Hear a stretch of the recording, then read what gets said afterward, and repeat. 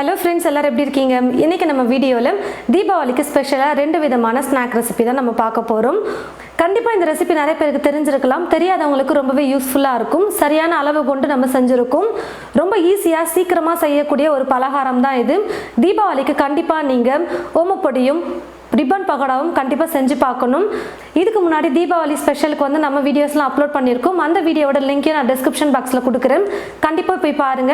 இப்போ வாங்க நம்ம ஓமப்பொடியும் ரிப்பன் பகோடாவும் எப்படி செய்யறதுன்னு பார்க்கலாம். ஒரு அகலமான பாத்திரம் எடுத்துக்கோங்க. அந்த பாத்திரத்தில் வந்து நான் ஒரு சல்லடையை வச்சுட்டு மாவு வந்து சேர்த்துக்க போகிறேன்.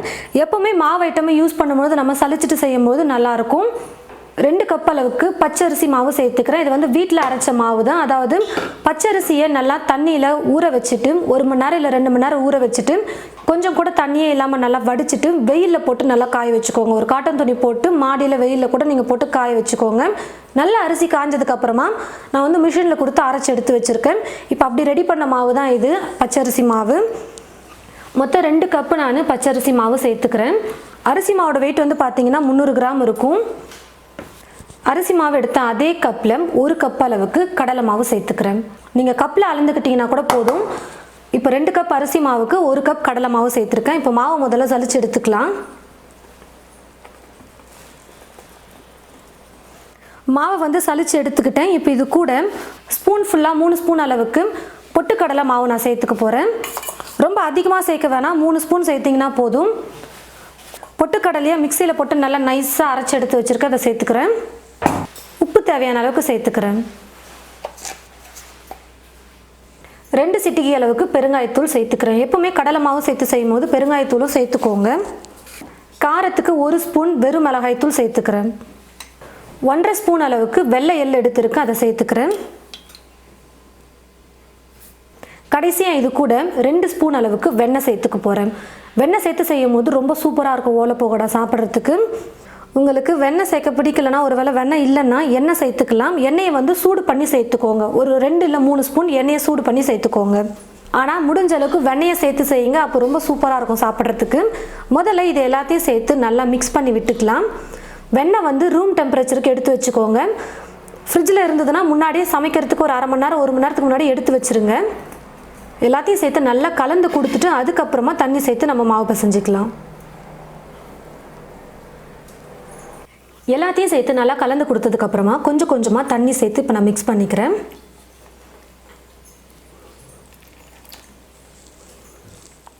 பாருங்கள் ஃப்ரெண்ட்ஸ், மாவு வந்து பிசைஞ்சாச்சு. சும்மா விரலை வச்சு இப்படி ப்ரெஸ் பண்ணிங்கன்னா போதும். மாவு வந்து நல்லா உள்ளே போகணும் ஈஸியாக. ரொம்ப கல் மாதிரி பிசைஞ்சிட்டோம்னா நம்மளால் முறுக்குழால போட்டு பிழிய முடியாது, ரொம்ப கஷ்டமாக இருக்கும். அதனால் நல்லா இந்த மாதிரி கொஞ்சம் சாஃப்டாக மாவு வந்து பிசைஞ்சுக்கோங்க. சும்மா விரலை வச்சு ப்ரெஸ் பண்ணிங்கன்னா நல்லா ஈஸியாக உள்ளே போகணும் மாவு. பாருங்கள், வீடியோவில் பார்த்தா தெரியும் உங்களுக்கு. கொஞ்சம் கொஞ்சமாக தண்ணி சேர்த்து இந்த பதத்துக்கு மாவு பிசைஞ்சதுக்கப்புறமா இப்போ நம்ம ரிப்பன் பகோடா செய்ய ஆரம்பிச்சிடலாம். எப்போவுமே முறுக்குழால வந்து எண்ணெயை தடவிட்டு அதுக்கப்புறமா மாவு வந்து போடணும். அப்போ வந்து ப்ரெஸ் பண்ணுறதுக்கு ரொம்ப ஈஸியாக இருக்கும். இப்போ நம்ம வந்து ரிப்பன் பகோடா, அதாவது ஓலை பகோடா 2 விதமாகவும் சொல்லுவாங்க. இந்த ரிப்பன் பகோடாக்கு வந்து இந்த மாதிரி ஒரு டிசைன் தான் நம்ம எடுப்போம். இதுவே வந்து சிங்கிளாக இருக்கும், ஒரே ஒரு டிசைன் மட்டும். இப்படி கொஞ்சம் நீளமாக ஒரே ஒரு டிசைன் மட்டும் கூட இருக்கும். அந்த மாதிரி நீங்கள் எடுத்துக்கோங்க, இல்லை இந்த மாதிரி கூட நீங்கள் எடுத்துக்கோங்க. நான் வந்து சின்ன சின்னதாக இருக்கிற மாதிரி எடுத்துருக்கேன், 2 கேப் இருக்கிற மாதிரி. கொஞ்சம் ஈஸியாகவும் சீக்கிரமாக ஆகிடும் எண்ணெயில் போட்டு நம்ம சுட்டு எடுக்கிறதுக்கு. கொஞ்சம் கொஞ்சமாக மாவை வந்து இந்த மாதிரி கொஞ்சம் கொஞ்சமாக எடுத்து உருட்டிட்டு நம்ம முறுக்குழால போட்டு இப்போ எண்ணெயில் சுட்டு எடுத்துடலாம். நம்ம நேராக எண்ணெயிலே தான் வந்து பிழிய போகிறோம், அதனால் ஈஸியாக இருக்கும், ரொம்ப சீக்கிரமாகவும் செஞ்சிடலாம். கடாயில் எண்ணெய் ஊற்றி வச்சுட்டேன். எண்ணெய் வந்து நல்லா காஞ்சிருச்சான்னு கொஞ்சம் மாவு எடுத்து போட்டு பாருங்கள். எண்ணெய் வந்து நல்லாவே காஞ்சி வந்துருச்சு. எண்ணெய் நல்லா காஞ்சதுக்கப்புறமா ஸ்டவ்வை வந்து கொஞ்சம் குறைச்சிக்கோங்க. கொஞ்சம் லைட்டாக தீயை குறைச்சி வச்சுட்டே நம்ம செய்யலாம்.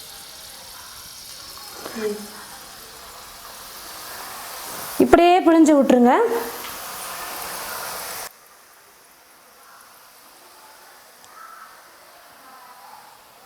ஸ்டவ்வை ஃபுல்லாக வச்சுட்டு குக் பண்ணிங்கன்னா சீக்கிரமாக கலர் வந்துடும். ஆனால் ரிப்பன் பகோடா வந்து வெந்திருக்காது. அதனால் கொஞ்சம் லைட்டாக தீயை குறைச்சிட்டு குக் பண்ணிங்கன்னா கரெக்டாக வெந்து வரும், கலரும் கரெக்டாக வரும் நமக்கு.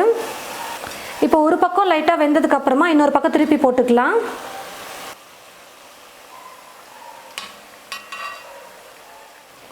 பாருங்கள் ஃப்ரெண்ட்ஸ், ரிப்பன் பகோடா வந்து நல்லா வெந்து வந்துருச்சு. நம்ம மாவு எண்ணெயில் ஃபஸ்ட்டு பிழிஞ்சு விடும் பொழுது எந்த அளவுக்கு நல்லா கொதிச்சது பாருங்கள். இப்போ அந்த கொதியெல்லாம் அடங்கி அப்படியே அமைதியாகிடுச்சு, அதாவது வெந்துருச்சுன்னு அர்த்தம். அதனால தான் இந்த கொதியெல்லாம் இல்லாமல் இருக்கும். இப்போ ரிப்பன் பகோடா நல்லா வெந்துருச்சு, நான் எடுத்துடுறேன். ரிப்பன் பகோடாவை எடுத்ததுக்கப்புறமா ஸ்டவ்வை வந்து ஃபுல்லாக வச்சுக்கோங்க, எண்ணெய் வந்து காயட்டும். இன்னொரு முறை நம்ம எண்ணெயில் பிழியிற வரைக்கும் எண்ணெய் வந்து ஃபுல்லாக வச்சுக்கோங்க. பிழியும் பொழுது கரெக்டாக நம்ம ஸ்டவ்வை வந்து குறைச்சி வச்சுட்டு போட்டோம்னா கரெக்டான பக்குவத்தில் நமக்கு ரிப்பன் பகோடா செஞ்சு எடுக்க முடியும். இப்போ வந்து நான் ஸ்டவ்வை கம்மி பண்ணிவிட்டு 2வது ரவுண்டு வந்து சுற்றி விட்டுக்கிறேன்.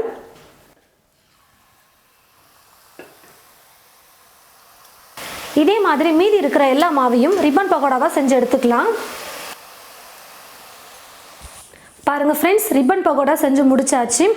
ரொம்ப சீக்கிரமாக ரிப்பன் பகோடா வந்து செஞ்சிடலாம். இந்த மாதிரி சைஸில் எனக்கு கொஞ்சம் பெருசாகவே 6 ரிப்பன் பகோடா வந்து கிடச்சிருக்கு.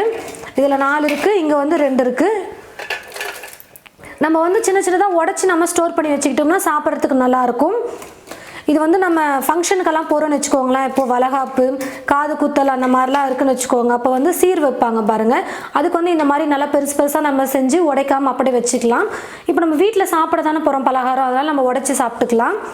உங்களுக்கு எந்த சைஸுக்கு வேணுமோ அந்த சைஸுக்கு நீங்கள் உடச்சி நீங்கள் கவரில் போட்டோ இல்லை பாக்ஸில் போட்டோ ஸ்டோர் பண்ணி வச்சுக்கலாம். நமுத்து போகாமல் இருக்கும். அதே சமயம் எண்ணெய் வந்து பார்த்தீங்கன்னா கொஞ்சம் கூட இல்லை பாருங்கள், கையில் எண்ணெயே குடிக்காது. இந்த மாதிரி ஸ்நாக்லாம் செய்யும்போது டேஸ்ட்டு வந்து அவ்வளோ சூப்பராக இருக்கும். நல்லா மொறுன்னு நீங்கள் வேக வச்சு எடுத்துட்டிங்கன்னா போதும். நல்லா நமுத்து போகாமல் 1 மாதம் ஆனாலும் அப்படியே சூப்பராக இருக்கும் ஸ்நாக்ஸ் சாப்பிட்றதுக்கு. பாருங்கள் ஃப்ரெண்ட்ஸ், நான் வந்து உடச்சி எடுத்துட்டேன். ஒரு பேஷனில் 3/4 பாகத்துக்கு வந்திருக்கு பாருங்கள். ரொம்ப டேஸ்டியாக ஓலை பகோடா, அதாவது ரிப்பன் பகோடா செஞ்சு முடிச்சாச்சு. இப்போ அடுத்த ரெசிபி நம்ம என்ன செய்கிறதுன்னு பார்க்கலாம். ஓமப்பொடிக்கு முதல்ல வந்து பார்த்தீங்கன்னா ஓமத்தை வந்து நம்ம ஊற வச்சு எடுத்துக்கணும். ஓமத்தோட தண்ணி மட்டும் தான் நம்ம சேர்க்கணும். ஒரு சின்ன கப் எடுத்துக்கிட்டு அந்த கப்பில் 1/4 ஸ்பூன் அளவுக்கு ஓமம் சேர்த்துக்கிறேன்.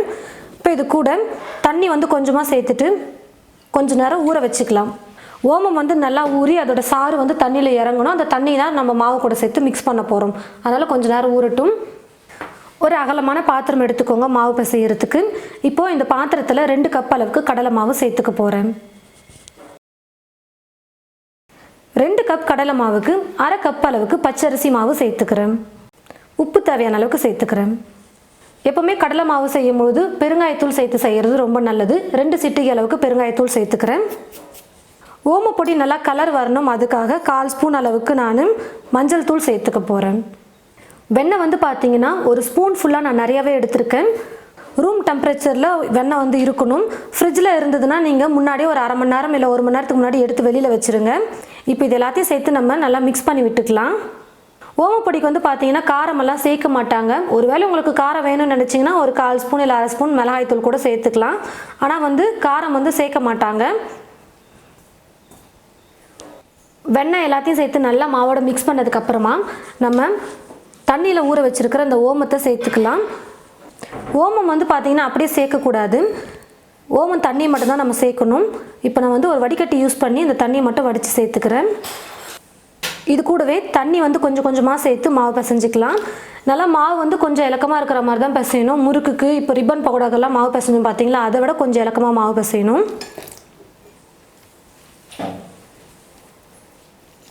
பாருங்கள் ஃப்ரெண்ட்ஸ், மாவு வந்து பிசைஞ்சாச்சு. கொஞ்சம் கொஞ்சமாக தண்ணி சேர்த்து நம்ம நார்மலாக முறுக்குக்கெல்லாம் பிசைறதை விட கொஞ்சம் லைட்டாக இலக்கமாக பிசைஞ்சிருக்கும் பாருங்கள். பார்த்தாலே தெரியும் உங்களுக்கு எந்த பக்கத்துக்கு நான் மாவு பிசைஞ்சிருக்குன்னு. இந்த மாதிரி இருந்தால் தான் நம்ம முறுக்குழால வந்து மாவு போட்டு பிழிய முடியும். ஏன்னு பார்த்தீங்கன்னா ஓமப்பொடி வந்து செய்யும் பொழுது ஹோல்ஸ் வந்து பார்த்தீங்கன்னா ரொம்ப சின்ன சின்னதாக இருக்கும் பாருங்கள். இந்த மாதிரி தட்டு தான் நம்ம யூஸ் பண்ணுவோம் ஓமப்பொடி செய்கிறதுக்கு. அப்போது ரொம்ப மாவு கெட்டியாக இருந்தால் நம்மளால் மாவு உள்ளே போட்டு பிழியவே முடியாது முறுக்குழால. இந்த மாதிரி கொஞ்சம் வந்து இலக்கமாக இருந்தால் தான் மாவு வந்து நம்மளால் போட்டு ப்ரெஸ் பண்ண முடியும், ஈஸியாக இருக்கும். அதுக்காக தான் இந்த மாதிரி கொஞ்சம் இலக்கமாக வந்து நம்ம மாவு பிசையணும். இப்போ மாவு ரெடி ஆகிடுச்சு. இப்போது ஓமப்பொடி செய்ய ஆரம்பிச்சிடலாம். முறுக்குழால வந்து நான் வந்து எண்ணெய் வந்து நல்லா அப்ளை பண்ணி வச்சுருக்கேன். இப்போ வந்து இந்த ஓமப்பொடி டிசைன் தான் நான் போட்டிருக்கேன். நல்லா இந்த மாதிரி சின்ன சின்ன ஓட்டையாக இருக்கிற மாதிரி பார்த்து எடுத்துக்கோங்க. ஓமப்பொடியிலே நிறைய டிசைன் இருக்குது, அதாவது இதோட கொஞ்சம் பெரிய சைஸில் கூட இருக்கும். ஆனால் இந்த மாதிரி சின்ன சைஸ் எடுத்துக்கோங்க, அப்போ நல்லாயிருக்கும். கொஞ்சமாக மாவை எடுத்து நம்ம இப்போது நல்லா இந்த மாதிரி உருட்டிட்டு முறுக்குழால போட்டுக்கலாம். கடாயில் எண்ணெய் ஊற்றி வச்சுட்டேன். எண்ணெய் வந்து பார்த்திங்கன்னா நல்லா காஞ்சிருச்சு. ஓமப்படிக்கு வந்து பார்த்தீங்கன்னா எண்ணெய் காஞ்சதுமே ஸ்டவ்வை வந்து குறைச்சி வச்சுக்கோங்க. மீடியம் ஃப்ளேமில் வச்சுட்டு குக் பண்ணுங்கள். ஏன்னா நம்ம வந்து நல்லா மெல்லிஸாக தான் செய்ய போகிறோம். அதனால் வந்து ரொம்ப சீக்கிரமாக டக்குன்னு கலர் மாறிடும். அதனால் ஸ்டவ்வை குறைச்சி வச்சுட்டு இப்போ நம்ம வந்து ஓமப்பொடி புழிஞ்சிக்கலாம். அப்படியே நம்ம எண்ணெயிலே சுற்றி எடுத்துக்கலாம்.